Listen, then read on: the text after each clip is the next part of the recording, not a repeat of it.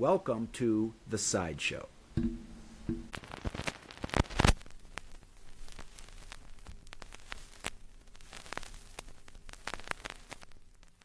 Okay, welcome to another edition of The Sideshow. Got a great episode for you today, a great conversation about a great band. Mike is going to be taking the lead. Mike, why don't you let the audience know what we're going to be going through today? Thanks, Mark. For me, this is a big one today. This is aside from an album that is like one of my top 10 favorite albums ever. We're going to talk today about King Crimson, Discipline, Side One, from Excellent. 1981. And King Crimson is one of my favorite bands, one of the more interesting bands from the rock era. Definitely in the progressive rock genre, basically from their initial album back in 1969 through basically the present day. There's still a version of King Crimson that was touring not that long ago. Mm-hmm. Within the last 10 years, I've seen a collection of like former members of King Crimson perform. So they've been from 1969 through the very recent past.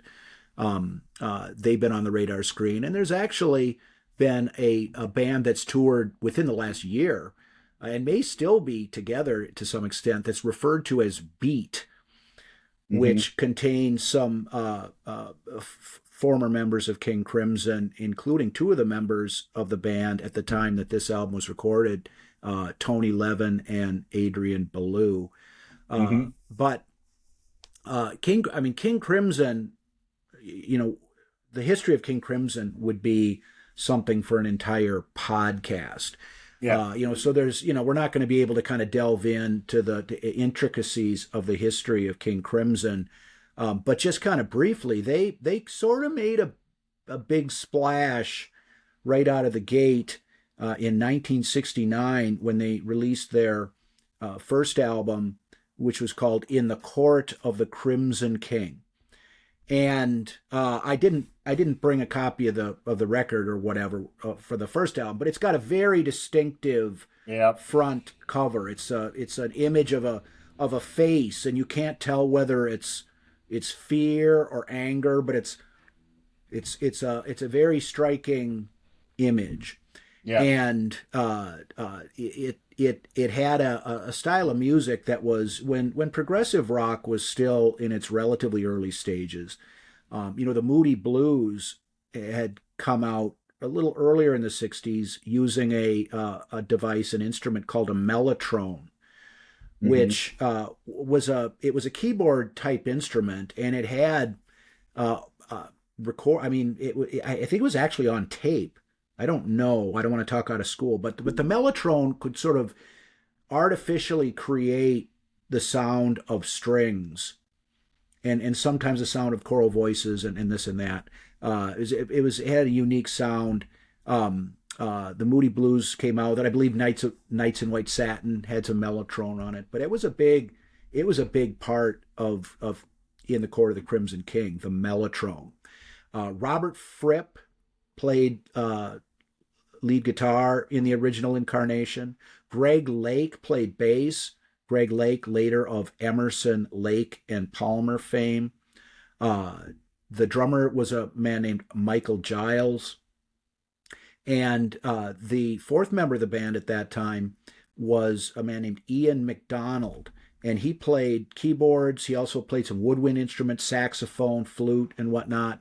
And he eventually went on and became one of the original members of the band Foreigner from the late 70s, early 80s.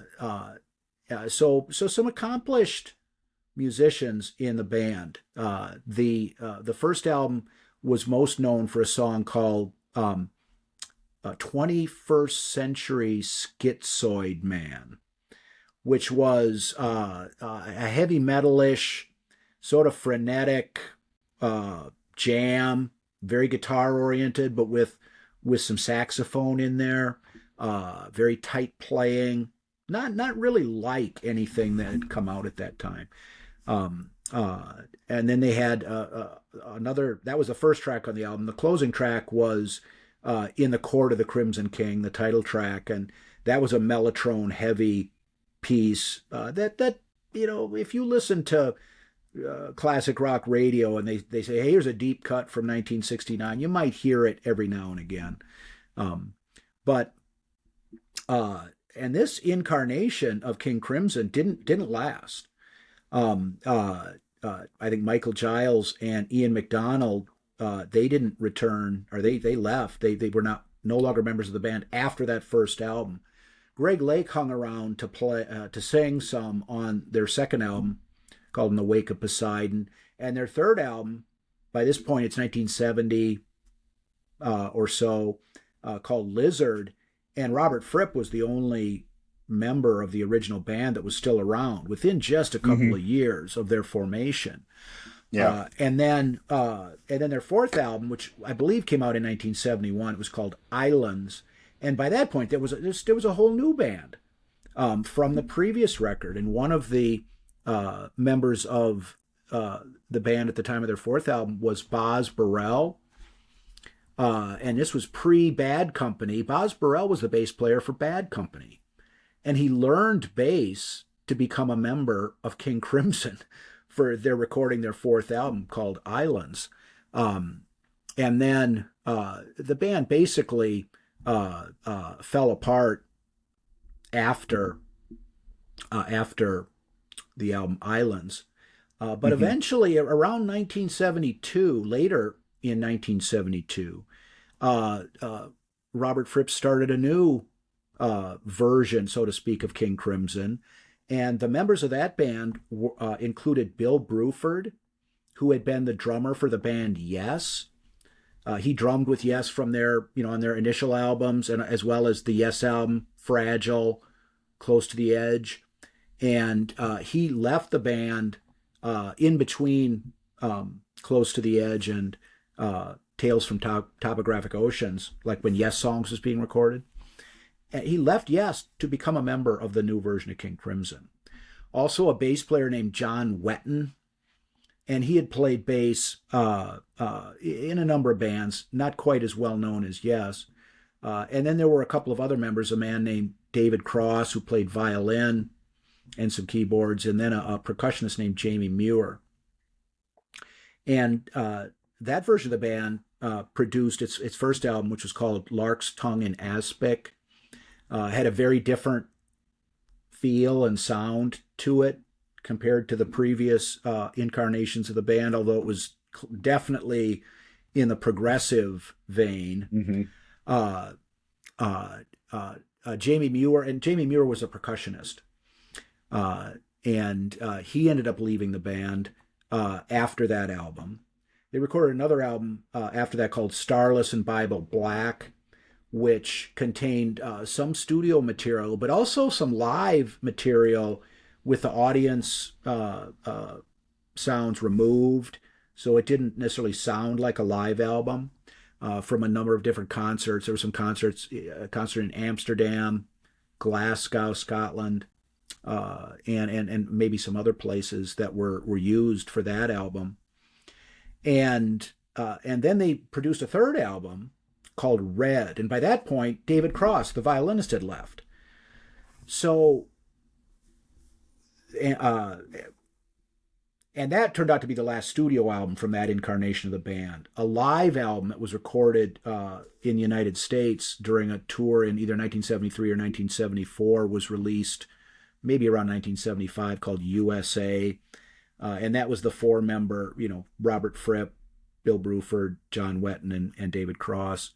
And that was basically the end of that incarnation of the band. And so we basically got 7 studio albums from the band. And the lineup of the band had not been the same on any of them. You had 8 different versions, or 7 different lineups for 7 different albums. And Robert Fripp made Robert Fripp was the only constant up to that point. Yeah. in the band. Kind of. This is Robert Fripp's band. And, I and mean, that, King Crimson is Robert Fripp's band. it's Robert Fripp. It's Robert Fripp's band, but King Crimson never worked unless it was a collaborative effort. Yes. I mean, he may have been, sort of the kingpin or the whatever you want to call it, the leader of the band. But it was the people that he was playing with, particularly in the second version with Bill Bruford and John Wetton, and then through the next version, which we're going to be taking up in a minute here when we talk about, because their next album was Discipline that we're going to be talking about today. But after the dissolution of this sort of early 70s version of King Crimson, Robert Fripp made some fairly unambiguous statements that, no, King Crimson is done. Mm-hmm. And Robert Fripp, then he put out a number of solo albums. He also formed a band called the League of Gentlemen, which I believe was based out of New York City and was kind of disco-fied new wave with a Robert Fripp bent to it. Mm-hmm. They put out an album that I own. I haven't listened to it in a long time. So Robert Fripp was doing stuff. Mm-hmm. And he did some collaboration with Brian Eno, who we've referred to in some other podcasts, who was a producer later in his career, primarily, more so than a musician. But so Robert Fripp is doing this and that. Well, in any case, he ended up putting another band together, and the band was going to be called Discipline. Mm-hmm. And one of the members was Bill Bruford, who had played in King Crimson during kind of during the second phase, King Crimson 2.0. Yeah. And also a bass player, Tony Levin, who Robert Fripp had met when he was working, I think, as a producer for Peter Gabriel's second solo album. Yeah. He played guitar on that album. He was the producer. And Tony Levin played some bass on that album. And so we met Tony Levin. So we've got Robert Fripp, Bill Bruford, Tony Levin, and then the fourth and final member of this band that, when it was originally kind of thrown together, was called Discipline, was Adrian Belew. And he had made a name for himself. Initially, Frank Zappa was, Adrian Belew caught Frank Zappa's attention, and Adrian Belew was playing in Zappa's band. Like around the time of the Chic Yer Booty album, Adrian Belew plays on that. Interesting guitar player. Was able to get unique sound out of an electric guitar. Yeah. And when David Bowie was going to go on tour after the Heroes album, which came out, and I believe it's 1977, Robert Fripp played lead guitar on the Heroes album. And Robert Fripp did not want to go out on the road touring with David Bowie. I mean, nothing. There was no bad blood between the two. He didn't want to go out on tour, like on some major rock tour. That's a big endeavor. And so they were looking for they were auditioning guitarists to fill in, to play guitar on David Bowie's post Heroes tour, and Adrian Belew auditioned, and this is the guy. They liked it. They liked it. And so Robert Fripp, that's how Robert Fripp, as far as I'm aware, met Adrian Belew. So Adrian Belew became the fourth member of this band called Discipline. And they were working on the sort of material that, we're going to be talking about in a little bit here that actually appeared on the Discipline album. But at some point, after these four guys started playing together, Robert Fripp just determined, this is King Crimson.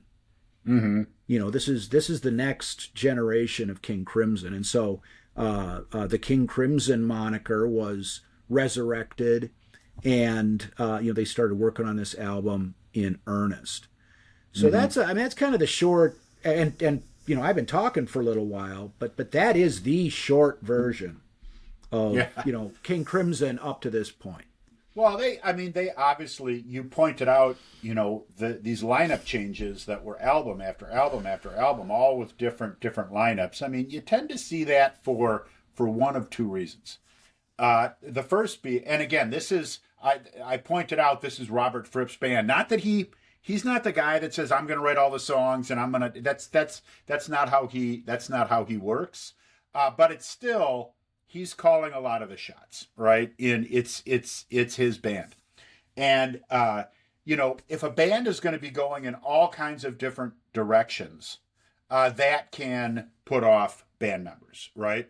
I didn't sign up to be an R&B band. I didn't sign up to be a progressive rock band. I wanted to play whatever it might be.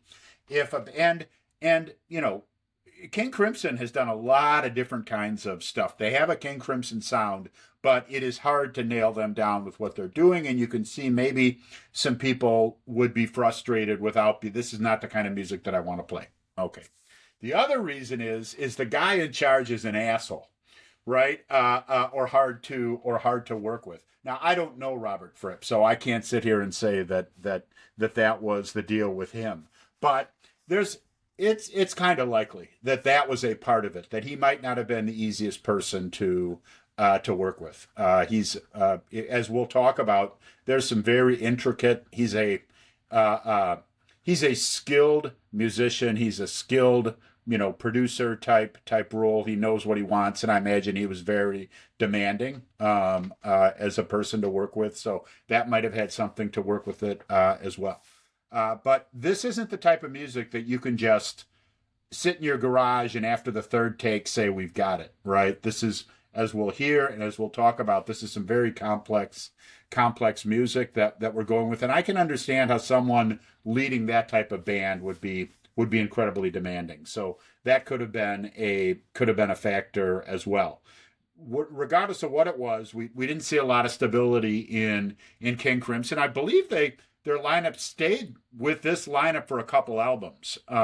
Once they got this Discipline / we're going to call this King Crimson now, they had a short period of stability in that lineup there. But the underlying thing of it was Robert Fripp. He has a particular style. He's kind of a weird guy when you listen to some of the music that he was associated with, but really an interesting musician is really what it comes down to, with a lot of history in the industry. And this sort of dichotomy between kind of the clear not front person, but the leader of the band, and the fact that when Robert Fripp was playing his best music, it was usually in collaboration with others. Yes. And Yep. in King Crimson, that being collaboration with the other members of the band. Yeah. But then, he played music for, David Bowie, Peter Gabriel, and whatnot. Some fairly heavy hitters, English musicians who made some pretty significant mark on the music industry at a mass popularity level. Mm-hmm. And King Crimson never had that mass popularity. They kind of retained, and in some ways I think it sort of adds to the allure of King Crimson. They kind of maintained their status as more of a cult band than a band that achieved popular success in the true sense. A lot of respect, I think, from a lot of other musicians, not all, but a lot of other musicians. Well, I think that there's that again, it kind of looks at what slice of the pie of the music industry are you talking about. I read an article, God, years ago, maybe 15, 20 years ago, an article talking about, it wasn't really, the article itself wasn't focused on King Crimson, but it was talking about what happened to music in the 80s. And if you were going to chase the money in the 80s, that meant MTV, hairband type. I mean, that's where you, if if that was your goal, was to maximize the dollar coming out in popular music, in commercial success, that is where you went. This article was saying we have to thank a couple bands that decided they weren't going to do that, even though they had the industry oomph to get the production, to get the record labels and that type of thing. And one of the bands that they mentioned was King Crimson, right? They kept chugging away at the type of, at a progressive type rock to keep just, this kind of variety of sound and mix going and alive, which eventually landed us into bands like Soundgarden and Pearl Jam in when we got into kind of the grunge phase, which just seemed very different in a number of ways from these MTV hair bands that were so popular in the 80s. So just kind of an interesting, I still recall that, that article saying we've got to thank some bands that set the money aside and said we're going to play this, play this type of music to keep more thoughtful, intelligent, and complex, rock music in the mix. And that's certainly what they did here. And also one more thing about that, we went to see King Crimson. You brought me along. You were always a bigger King Crimson fan than I was, although I've always enjoyed him. But we went and saw him in Milwaukee, I think it was. And one of the things that I noticed was it's very clear that Robert Fripp is not out there seeking and crawling for the attention. One of the reasons was shown in that concert, because at first I couldn't even see him on the stage. And you had to point out that he was sitting in the on the back of the stage, like behind the drummer almost, right? Just kind of in a chair playing the guitar, not drawing a lot. And Adrian Belew was getting the attention as the lead singer, and Tony Levin was out front. But just I thought that was kind of interesting. He clearly wasn't in this for all the clapping and applause and the popular attention that you get. So very interesting what he was trying to work for and strive for in this music. The one thing about Robert Fripp is he is not a rock and roller. Mm-hmm. He isn't. Now Robert Fripp can play some of the loudest, fiercest, just in your face guitar sound of just in pure ferociousness. Yeah. He can play electric guitar to stand up against any of the biggest, meanest heavy metal guitar players. But in real life, he's probably kind of a nerd, kind of like a brainiac type nerd, who he just, as far as going out and sex and drugs and rock and roll and wine, women and song, and he's not into it. Although he did marry a British performer named Toya Wilcox, who is this kind of flamboyantly sexy, buxom woman, and they do videos together now, like from their kitchen, with Robert Fripp playing loud heavy metal on a Les Paul guitar and her bopping around singing in their kitchen. Mm-hmm. So but Robert Fripp's devotion was to the music and not to a lifestyle or anything like that. And it was all about the music. So yeah. In any case, so and second, that concert we saw, which I remember very well, that was in 1995. So that was 30 years ago. Yeah. And that was at the Riverside Theater in Milwaukee. It was a great concert. The last time I saw the kind of reconfigured King Crimson about 10 years ago was at the Riverside Theater in Milwaukee. But that was a fabulous concert. And as you may recall, pretty loud and intense. Yes. And that was the fourth incarnation of King Crimson. Yeah. Which was referred to as the double trio, because there were two drummers, two bass players, and two guitarists. Mm-hmm. Adrian Belew and Robert Fripp. Bill Bruford was still around, and then a Pat Mastelotto, and Mm-hmm. then Tony Levin, and then a bass player named Trey Gunn.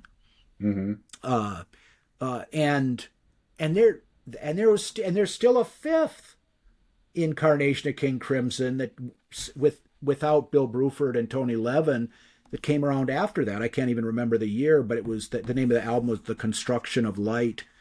Mm-hmm. So I mean, we basically had 5 different eras of King Yeah. Crimson, going back to 1969, and so just a very interesting band. But for today's purposes, we're talking about King Crimson 3.0, let's say, the Yeah. sort of third incarnation, and the first album from that group was called Discipline. I've got a copy of the album. I think it's very iconic, but it's very simple graphics. I mean, you can see it. It's just a red album cover. It says King Crimson Discipline, and then it has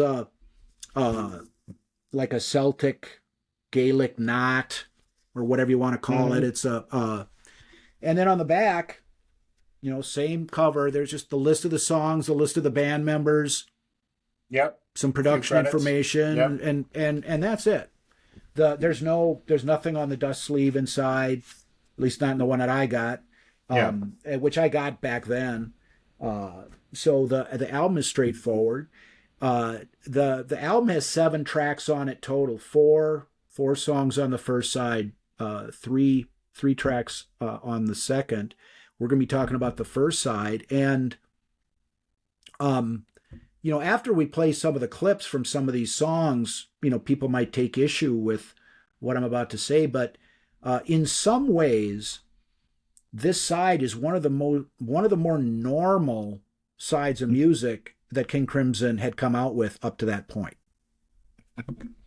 I mean, We'll revisit that after we hear a couple tracks. but because before we actually dig into the tracks, this was 1981.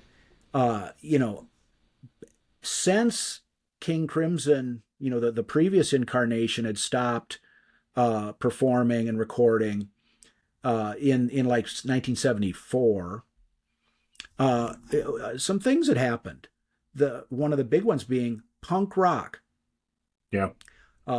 Disco had sort of become A thing. a big thing. Saturday Night Fever. Now, Yeah. there'd been discos and disco music that had been around, but it became a thing with the release of the movie Saturday Night Fever in the late 70s. New wave music. We've talked about a number of different artists on our podcast about that were starting around 1978, 79. Yeah. Come 1980, there were a lot of albums. The Pretenders' first album came out. Talking Heads released Remain in Light. Peter Gabriel's third album. I mean, we've done podcasts about this stuff. Yeah. U2 came on the scene. The Police had become big. Yeah. And so the whole, new wave, post-punk, we recently did a podcast on XTC.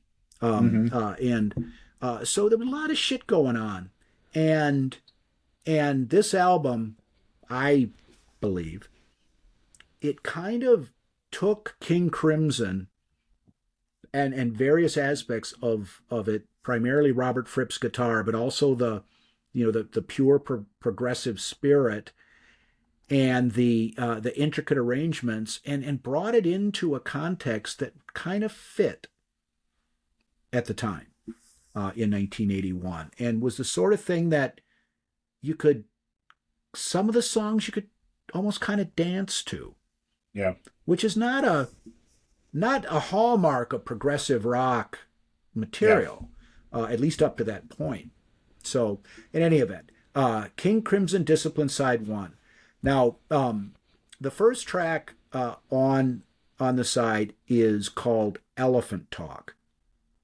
And before we dive in farther, and this has come up I know it came up in one of our Peter Gabriel podcasts, because Tony Levin, who plays bass, and the Chapman stick instrument on this album, played both those instruments on Peter Gabriel's third album, known as Melt.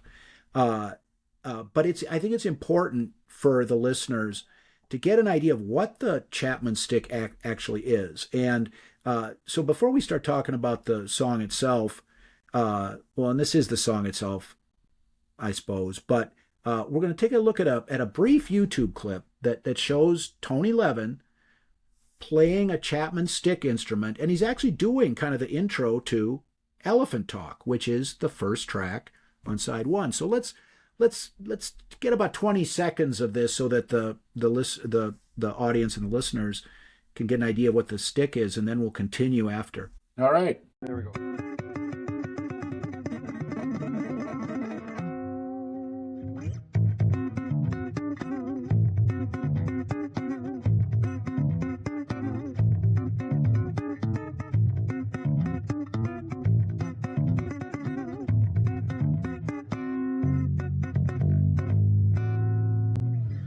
Yeah, well, what could be more King Crimson than that? All right, so there you have, that's the stick, and that's what it sounds like. And for anyone who's watching, the video along with the audio of the podcast, you could see it's kind of a touch instrument. You're tapping rather than plunking or picking, and it has a sound where it can be just a bass, but you can also kind of add this stuff. And I don't want to get too deep into that. I mean, that's why, we looked at the video, but that is the Chapman stick. And now that we've kind of got that taken care of, why don't we listen to about the first minute and a half, 2 minutes of Elephant Talk, to get things going, and then we'll start our discussion in earnest on the other side. Okay.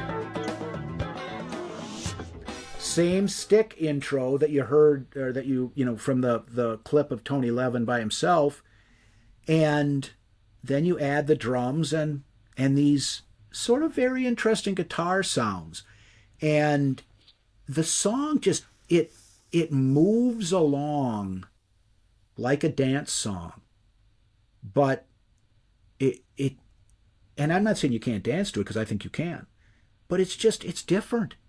It's that and one of the reasons is the use of the stick instrument. Well, it's it's too unnerving for a lot of dance kind of feeling. Now, you can dance and jump around in a lot of ways, and certainly if you look at, dancing in, say, a punk venue, where you're kind of bouncing around, it's supposed to be aggressive and kind of agitating with what they're doing. But, this song just throws you off your balance right away from the beginning. That kind of oscillating tone going and speeding up, and finally you go into this really kind of jagged rhythm, aggressive back. I mean, it's unsettling almost, and the vocals are uneasy, and there's just some crazy sounds that are coming out of the guitar in this this music. So you can dance to it, but you'll be nervous while you're doing it. And and that's not necessarily a bad way of describing what it was sometimes like, because the only reason I ever learned how to fast dance was because I went to some like new wave shows. Yeah. Like around 1980, 81. And number one, that was an environment where you could be a little more anonymous than at, the high school dance or whatever, where you're around a lot of your friends and could sort of feel a little freer to kind of try your hand or feet, as it were, at fast dancing. And one of the things that I think that this song does is, and this is something that I learned back then, is that if you're going to dance and you're going to feel like you're actually dancing, and if you're going to look for anyone who happens to be watching like you kind of know what you're doing, you don't dance with your arms and your legs. You dance with your hips. You know, if the locus of movement is in your pelvis, and I mean, and you don't need to be thrusting and obscene about it. But if it's your hips that are moving, that's how you feel like you're really dancing. And that's how you look like you're dancing, and not just kind of out there like, oh, here's the whatever the white man's shuffle is, this and that. But I think that the stick line, sort of the bass line in this song, that you're able to do that with. Yes, you're able to I'd agree. Do that. And so it has the music, as strange as it is. And you are right, because when that intro, it really does just kind of, it throws things out of whack to some extent. But it's just the song moves along.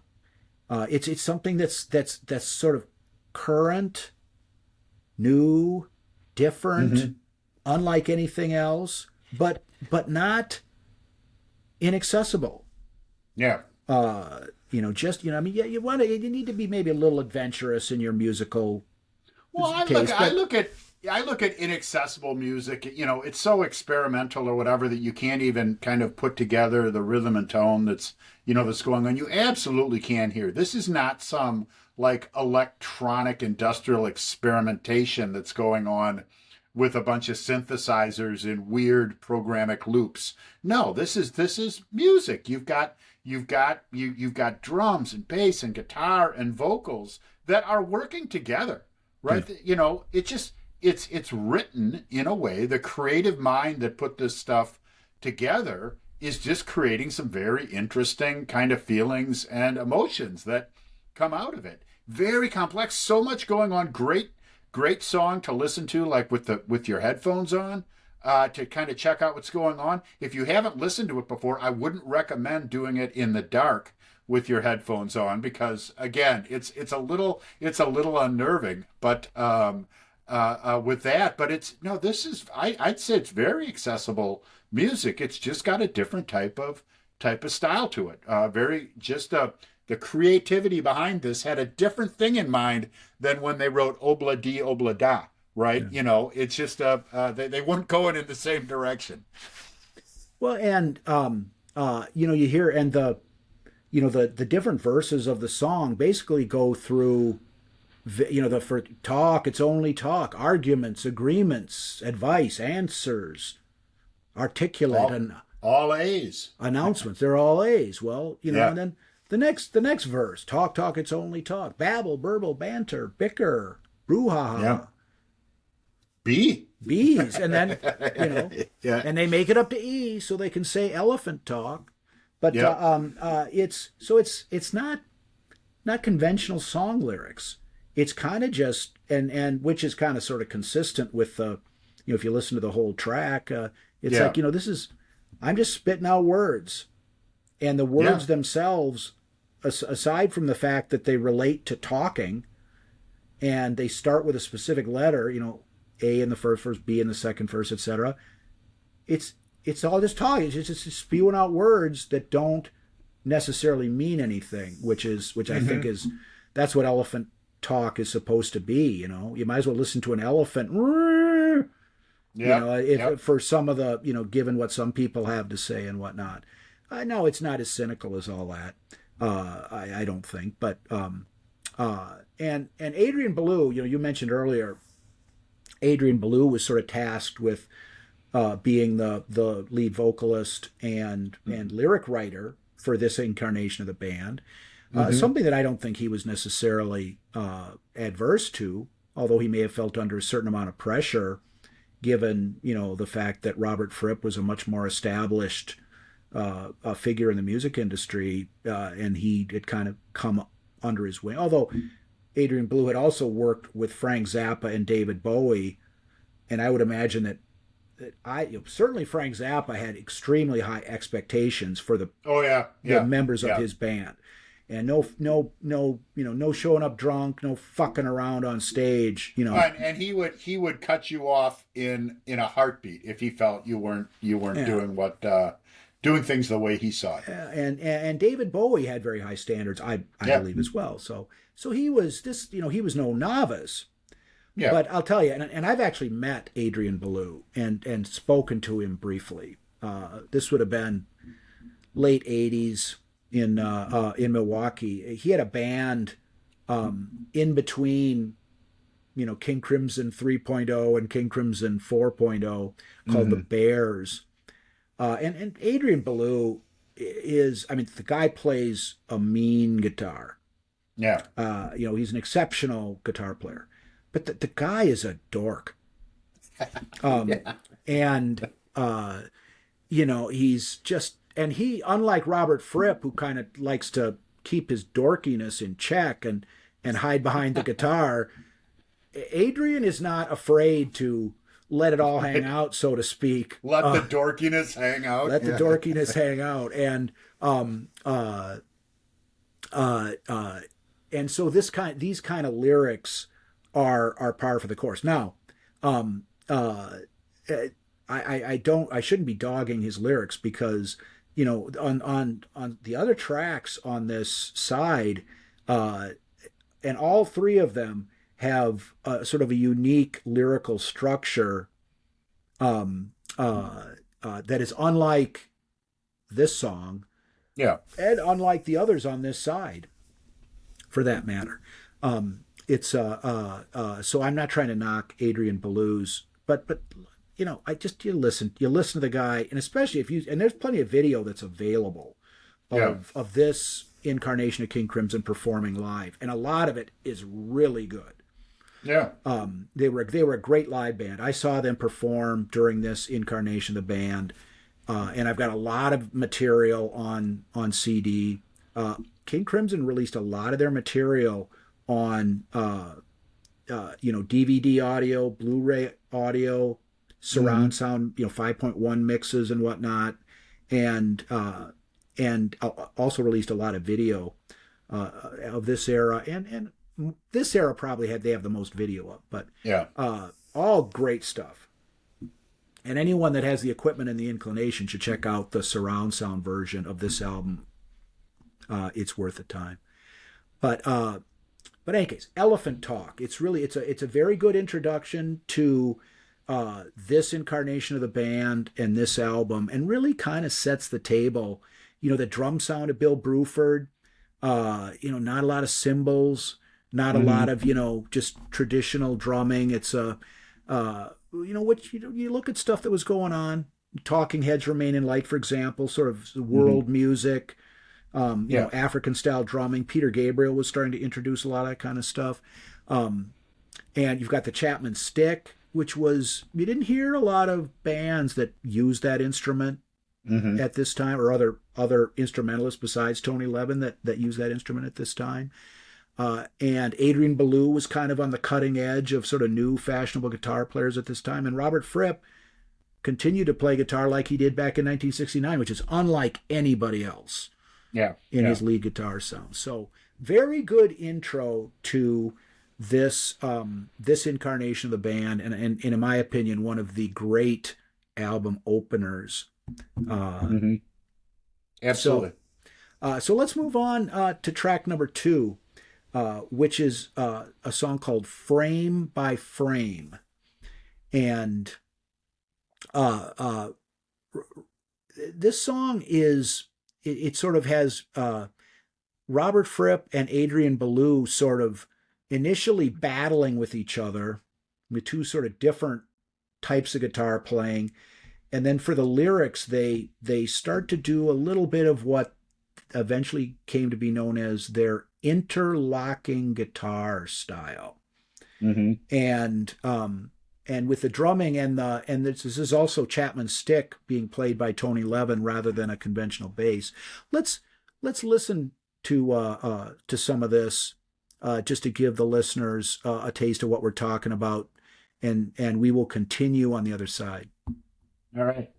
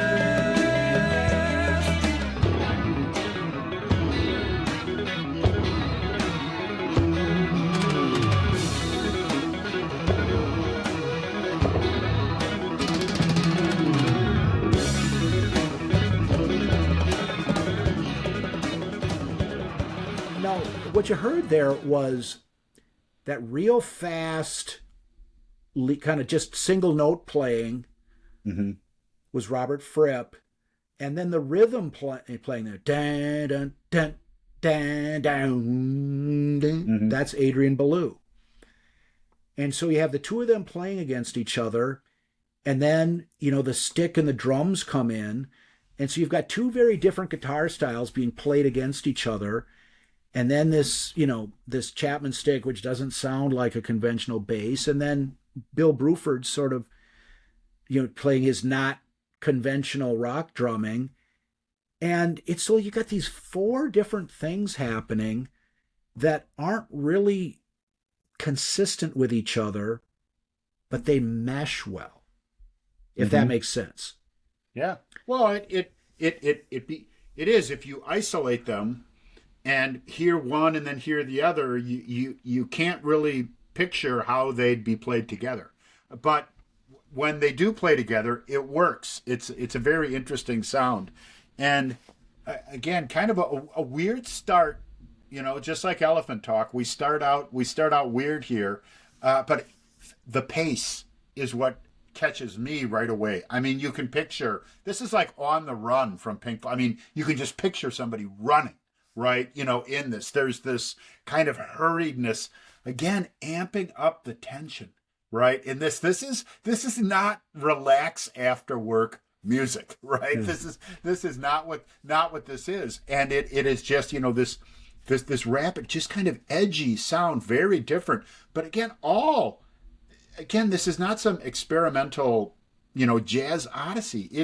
This is very intricately constructed and put together to make sense in a way. And there's also some very good, I'm sure you can just, go to YouTube and search for frame by frame. There's some video of this being performed and watching Robert Fripp's fingers on the guitar as he's working this, this guitar piece here is just amazing. I mean, just incredible.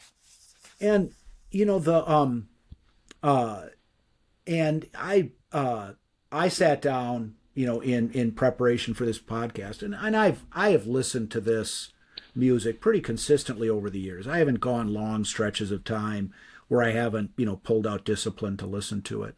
But I sat down, my wife was somewhere for the evening, and it was just me, and I just sat down in the sweet spot in the family room with the surround equipment, and listened to the whole album, this side and the second side, and just to kind of marshal my thoughts and whatnot. And during this song, it's sort of like when you listen to the way that the different instruments are put together, and they're all kind of hanging separately in the sound. It's like, this is fucking weird. But this song, if like back in the day, you'd put this on, and people that weren't familiar with King Crimson, they didn't find it weird. The whole package kind of smooths things out, I mean, I don't want to just sort of rehash what we've already kind of discussed, but this song really coalesces. The instruments coalesce well, and it's also a regularly, I think, a very appealing vocal sound when the verses come. It doesn't sound. Adrian Belew doesn't sound as dorky as he sometimes does. And the lyrics are not really all that extensive.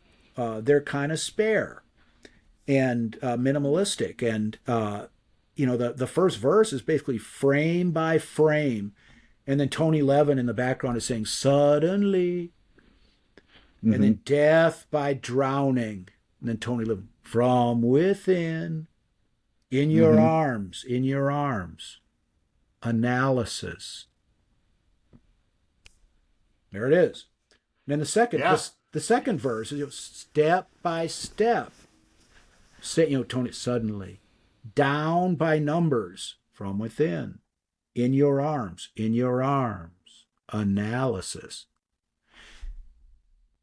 those are the entire lyrics of the song. Yeah, they repeat. Yeah. They repeat. Later on in the song, but that's it. Those are the lyrics. It's I think that what's more significant than the volume of the lyrics is the way that they're done. There's really kind of a drawing at you, kind of a slowly pulling at you. They kind of, frame by. I mean, they're really pulling these words out. So there's a lot of feeling in the in the words, and when you put them together, it's, again, because there's just not a lot of words. It's hard to, like, okay, what are we getting at here? But I see within that this this notion of, if you think too much about anything, it's gonna bum you out. It's just kind of like, the more that you get into something, the more that you look at like an individual frame and try to analyze it, the deeper you get into the details, it's a bummer. So, like be cautious about going too deep into anything. That's what I hear from this. And you certainly hear this emotion, like this particular person had gotten a little bit too deep into the analysis and decided maybe it's time to resurface from what's happened. Very interesting song. Very interesting. And I mean, and that's as good a good an assessment of the lyrical gist of the song as anything. Yeah. Because it's frame by frame. Okay, so film one frame Yeah. at a time. Death by drowning from within. So it's sort of like you're drowning in information. I mean, Yeah. how many In separate detail. Yeah. I mean, what is this? What, like 16 frames a second or something that a film? I think it's like 31 or Whatever it 29 is, or but I mean, whatever. there's More, more, so for every second that you're looking at a movie that's on film, that's X number of frames. And so if you start to break things down frame by frame, you're going to drown. You're going to drown in analysis. Now, when he's referring to "in your arms," is he referring to a romantic partner? And we don't need to get too deep in this, or what? I don't. Doesn't really matter. But interesting. And Yeah. and one of Adrian Belew's sort of more the ambiguity is a plus to these lyrics, and let's face it, if it's a situation where you're going to be putting on this album to listen to, it's not going to, people aren't, whoever, if it's you're by yourself or if you're with a group of people, listening closely to the lyrics of this song is not really part of it, because I think that it's the whole package, and including the manner in which the guitars interact with each other, that really distinguish this song, but very different in feel and tone to the first song, Elephant Talk. Yep. It's but sounds like the same band. Yeah. And so I it's another strong, came out with a great opening track, and they followed up with something that I think that Elephant Talk is probably would probably be ranked by King Crimson aficionados as a superior track to this, but there'd be dissenters to that. Yeah. Not that it's a contest or anything, but two, and let's kill the suspense. I think all four of the tracks on this side are of relative strength with each other. Yeah, but, I actually personally I prefer frame by frame to Elephant Talk. Just again, kind of if we're forced at gunpoint to rank these things. But to your point, it really is. Yeah, there's a little bit different feel to it, but it's the same band that's playing these tracks, and so it's a consistent type of sound, but different songs that have different effects. I would agree with you that frame by frame is a better example of progressive artistry. Mm-hmm. The music is a little more adventurous, and the lyrics are a little more arty. There's more art in the lyrics, but so frame by frame is track number 2, and as Mark and I apparently agree, it is a strong one. Yeah. Moving right along to track number 3, which is one of the most beautiful songs I know of off the top of my head. This song is much slower. It's a much more conventionally arranged and written song than any of the others on this side. And the lyrics are, I think these are the strongest lyrics on the album. And this song is certainly, I think, accessible to a wider group of listeners than the other tracks. I mean, you could play this song for your grandmother and I buy that. Yeah. she'd probably like it, unless she didn't like music at all. Yeah. But it's called Mate Kudasai, which is Japanese, and it means, I believe it means, I will wait for you in Japanese. Yeah, that or please wait. Either, kind of either way there. Yeah. So I didn't look it up before, in prep for the podcast, but it's Japanese, and wait, it's longing wait. Yeah. But let's listen to the first couple of minutes of the song, and then we can continue after, so the listeners know what we're talking about. Sounds good.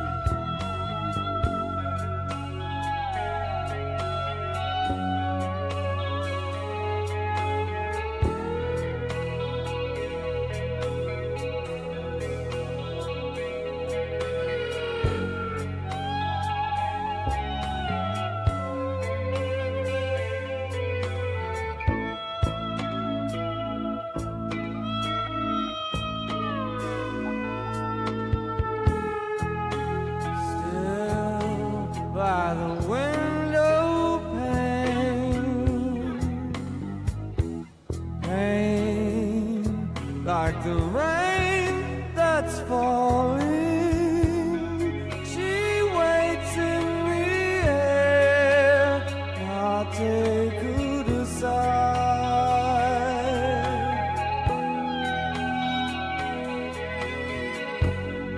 She sleeps in a chair.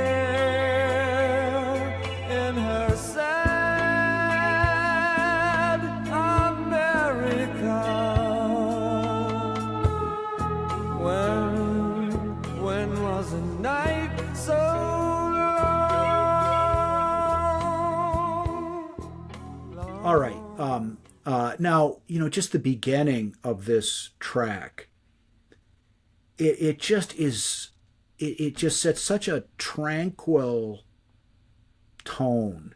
Yeah. And then when kind of the rest, when all of the instruments have finally come in, it's just you're floating in a comfortable canoe in a very placid pond, and nothing is bad or wrong. I mean, it's just such tranquil. Yeah. This is a song to put on if you want to relax after work. Oh, absolutely. And it just has a way, the music itself, before looking at the lyrics at all, the music itself, it gives you a feeling. And this is like you're in a hammock on a tropical beach. You are it takes you to this just kind of peaceful kind of place. And I'd absolutely agree with you. Yes, a perfect song for at the end of a long day when you just want to kind of calm down and relax. Not still when you're listening to all the different pieces and the music and stuff, it's complex, but it's peaceful, right? In kind of a peaceful type of way. And also I'd agree that probably the most conventional song on the side, but just beautiful and just has a way of taking you away. Well, and the imagery of the song is it's very simply presented in the lyrics. Mm-hmm. It's a woman, she who's sitting by the window, and she's in some kind of pain, and rain is falling, and she waits in the air. She sleeps in a chair in her sad America, Mate Kudasai, and longing for her lover who's presumably in Japan, because she's in her sad America, and she's willing to wait, and she wants him to wait too. It's just it's very straightforward, but beautiful. And he doesn't sound like a dork in this song either. In terms of his singing, I think it's right, and it's well presented. He does a good job singing this song. He captures the emotions that the song is supposed to capture. I also like the way that when you start hearing the lyrics, I think that the lyrics are very well done. Because as I said before, we both, I think, agreed, when you hear the beginning of the song, you're picturing this just peaceful, calm, cloud-like kind of place. But as you hear the lyrics, this element of sadness or loneliness starts to enter.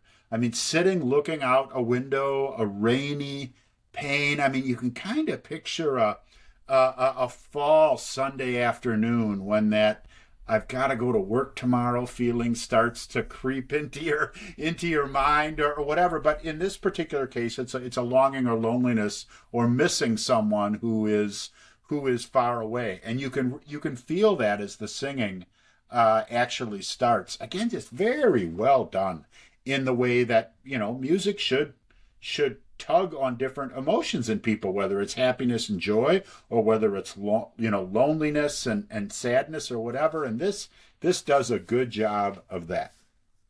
And the bass line is I think it's simple, but it's so compelling to me.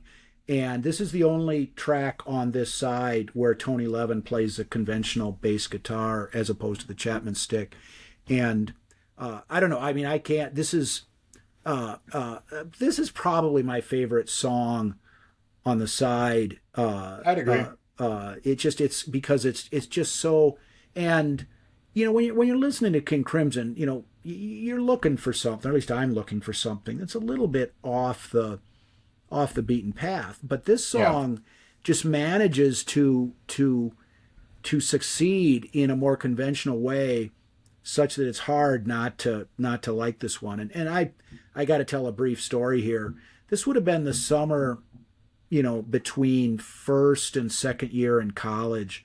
I was back in Appleton, living with mom and dad, working for United Van Lines during the summer. And a mutual friend of ours was back from college with one of his college friends that summer, and he was attending the University of Chicago, and we went out and hung out in Appleton together. And we were walking around Appleton, down by the river. We were like on the Lawrence University campus. We ended up hanging out at City Park in Appleton, and we were carrying around, among other things, a boom box and a jug, like a glass jug of Gallo wine. And it's not outside the realm of possibility that we had taken some hallucinogenic chemicals. May have been possible. And at one point, we were in City Park, and you know how they've got the kind of the diagonal sidewalks through City Park. Yeah. And it was a bench off to the side facing the sidewalk. And the three of us sat in this bench, and we put the boom box in the middle of the sidewalk. And we're sitting there for a little while, and this song played. And we were listening to cassettes. That was the cassette boom box, and I'll tell you, that was just a beautiful moment. Sitting there, and like people would walk by, and they'd kind of look like, "What are these three goofballs doing?" Yeah. but I know no one gave us a bad time. We weren't giving anybody a bad time. They weren't giving us a bad time. But They might have felt a little bit of the piece of the song. maybe, I guess we'll never know. But I'll tell you, so this is the summer of 1982. Yeah. And might have been the early fall, might have been like September or so. But I can still picture that moment like it was it was yesterday. like it was 43 years ago. But so Music will do that. Music will do that. Mate Kudasai is a wonderful, wonderful song, and one of the stronger tracks on the side. All right, we're going to move from what is arguably the most beautiful song on the side to what is probably the harshest song on the side. And I mentioned earlier that Robert Fripp had a way of playing guitar that could really just, cut metal. And Adrian Belew could get some downright nasty sounds out of his guitar. Yeah. And when you put the two of those guys together and said, "Hey, let's have us a blow," what you get is the fourth and final track on this side, which is called "Indiscipline." And rather than belabor the point, let's listen to a little bit, and then we will finish up after. Okay.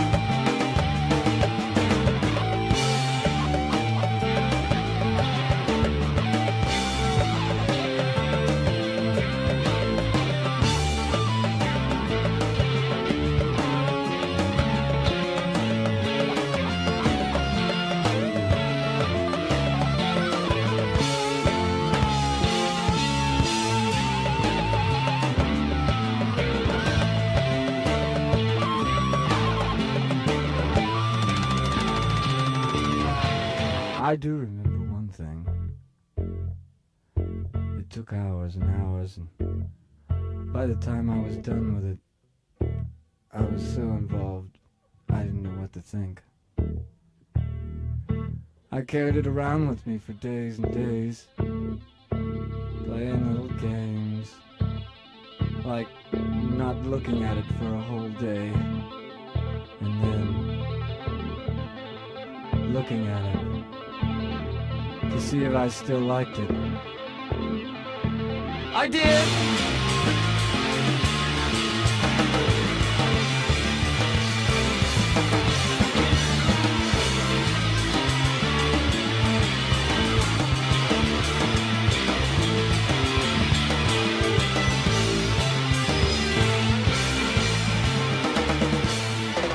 All right.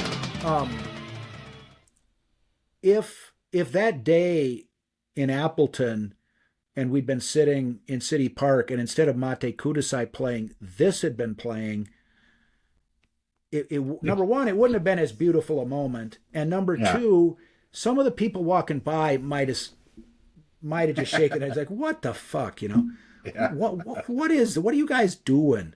Yeah. But Indiscipline. Now, just talking about the guitar, that, I challenge someone to play me something where just fierce, in your face, harsh, loud, chaotic electric guitar that has much edge.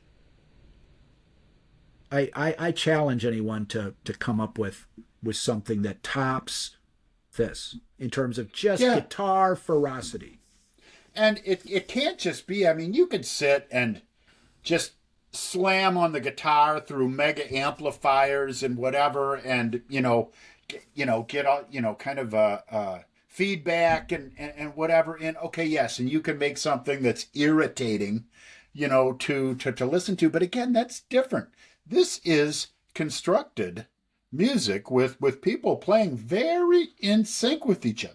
Yeah. With very intentionally and thoughtfully to create this type of sound. So just pulling up some just crazy guy trashing his instrument on stage, well, that might sound kind of weird, but that's not what we're talking about here. This is and I'd agree, you're going to have a hard time topping this one. And I've seen them perform this song live. I saw this incarnation of King Crimson in 1984, and they played this song, and they can. It doesn't sound quite as clean live as this one does, but they can basically recreate that guitar sound. I don't know if they might have played it when we saw them in 1995. Yes, I think they did.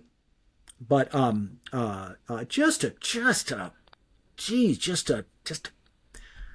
cuts like a knife guitar sound, and there's nobody that could really do it like King Crimson with that same edge. And so just instrumentally speaking, one of the more in your face compositions from this incarnation of the band, and very interesting, the vocal section there. Again, and it's talking, it's not singing. Yeah. It's different in structure and in delivery than the other three tracks on the side. And the just sort of the backstory of what he's talking about there, at the time, around the time that this was recorded, Adrian Belews, it was either his wife or his girlfriend, I'm not sure which, but his companion at the time, a woman that he was with, and may still be with, for all I know, was an artist and was working on a painting. And she was talking to him about how she was really immersed in this project and was very focused on this painting that she was doing, and started and was just talking, and Adrian Belew was like taking notes, and he sort of paraphrased what she had been telling him about this painting that she'd been working on into the words that are used in this song. And so I carried it around with me for days and days, and playing little games like not looking at it for a whole day and then looking at it to see if I still liked it. His wife was talking about a painting that she'd been working on. And now, when you hear what he says in the song, in the track, it doesn't make any reference to a painting or some other project, like an artistic project, a sculpture or whatever. Yeah. But just this obsessiveness. Yeah. And can I not look at it for a whole day and still like it? And then he answers. He clearly, connected this with the creative process that he would go through in creating music. This artist's dilemma of, is this good or not? Let me come back and look at it again. Do I like it? Do I not like it? Will other people like it? It is kind of an interesting concept. For the most part, in listening to this song over years and years, I didn't really pay a whole lot of attention to the lyrics. There's a part in the center of the song where, they kind of go into this loop where it says, I repeat myself when under stress, I repeat myself when under stress. And that kind of sticks out in my mind. But the music is so, kind of edgy and aggressive that's always drawn my focus instead of looking at the lyrics. But, it seems to to make sense. He's talking with or his wife about what's happening, and I'm sure he sees that's the same thing I do. With I come back to it and I play it again. Do I like it? Do I not like it? I don't know. And it's stressful. Because you need to produce if you're going to be an artist, and for someone like Adrian Belew, he's got to create for King Crimson of all, Robert Fripp of all people. So it is it's an interesting process that he could relate to, and you put that into a song where it's edgy, nervous, tense. These types of things. It probably is a little bit of a descriptor of the environment he was working in at the time. Well, and the first two songs, Elephant Talk and Frame by Frame, you mentioned that there's a certain uncomfortableness that come when the music starts. It's like this. There's something mildly unsettling about this, and the uncomfortable feeling is Mate Kudasai. It's like, okay, we can take a fucking break and just have some tranquility and relaxation and beauty and longing and sort of normal song emotions. Well, you can throw that out the window here, and because it just when they decided they wanted to create something that was dissonant, they could. Well, they could throw down. Well, we talked about this a little bit before we started taping here. As I'd said in listening to this in years previous, I hadn't focused a whole lot on the lyrics. And whenever we're going to sit down to do a show, I want to get the lyrics in front of me so I can just, go over them and see them. And I'm reading this and listening to the, to the song and the music, and I pictured this is like the thoughts of, when Skynet becomes self-aware and AI now has its own intelligence. This might be what it would start saying. And I then, with that in mind, listen to this song with the edginess, and then my mind starts going in all these places about where AI is going to take us and how long it's going to take them to laser gun the whole world and leave us just smoldering in our tracks here. And I needed to think about something else for a while. But anyway, the lyrics work from that concept as well, even though they were written obviously back in some 45 years ago. So just put that in your pipe and smoke it. I mentioned that Adrian Belew sort of copped the idea for these lyrics from something that his wife was telling him. But on the second side, there's a track where there's some spoken words by Adrian Belew. And there's something that was recorded when I don't think he knew he was being recorded, and it certainly wasn't something that was done with the intention that it would actually be used on one of the songs on the album.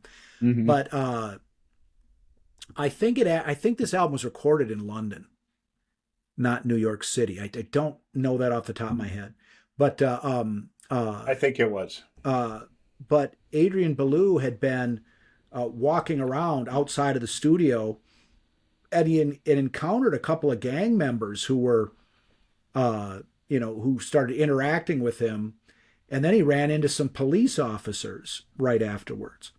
And in any case, he'd come back to the studio, and he was telling the people in the studio, the other band members and the engineers and whoever was there, about he'd ran into these people when he was out, and he was describing it. And at some point, Robert Fripp looked over at through the glass and hey, why don't you roll a tape here? Let's get this down. And so they used a lot of different sources for inspiration for the vocal content of their music at that time. But in any case, Indiscipline, a a unique and, in my opinion, very interesting track. And the closing track on this side, which, as I said earlier, is one of my favorite sides ever. Becoming a fan of King Crimson was really a big juncture in my sort of music, my evolution as a fan of music. Mm-hmm. And to this day, I continue to be a big King Crimson fan. And people might be wondering, as I said at the beginning, that this is really about the most normal side of King Crimson music that I can think of. Now, for people that had never heard this stuff and they've heard some of the clips that we played from these songs, they might be thinking that I need to seek professional help. Well, and I guess one thing I guess my only response is, you should hear side 2. Let's start with side 2, right? Yeah. And I'll tell you, side 2, in just quality of music, there's 3 tracks. They're a little longer. 2 of them are definitely a little longer than these, but in terms of just pure musical interest and whatnot, it stands up to this side. Yeah. But it takes it farther out into the quasar, if anything. And two of the tracks, there's this track I mentioned with the recorded spoken words of Adrian Belew. That's one of the tracks on side 2. The other 2 tracks are purely instrumental. Yeah. And but be all that as it may. It's a great, a very interesting band. That and the music is very interesting to listen to. And I mean, I would agree with you. If you're gonna start to listen to this band, this is the album, and this is the side to do it on. And it's 4 songs, a great side on a very interesting album by a very important band. So and a great conversation, Mike. Yeah. So if you find this interesting, you're going to find other interesting material from King Crimson, if you feel like you're up for it. All right. Well, Mark, we will talk to you next time.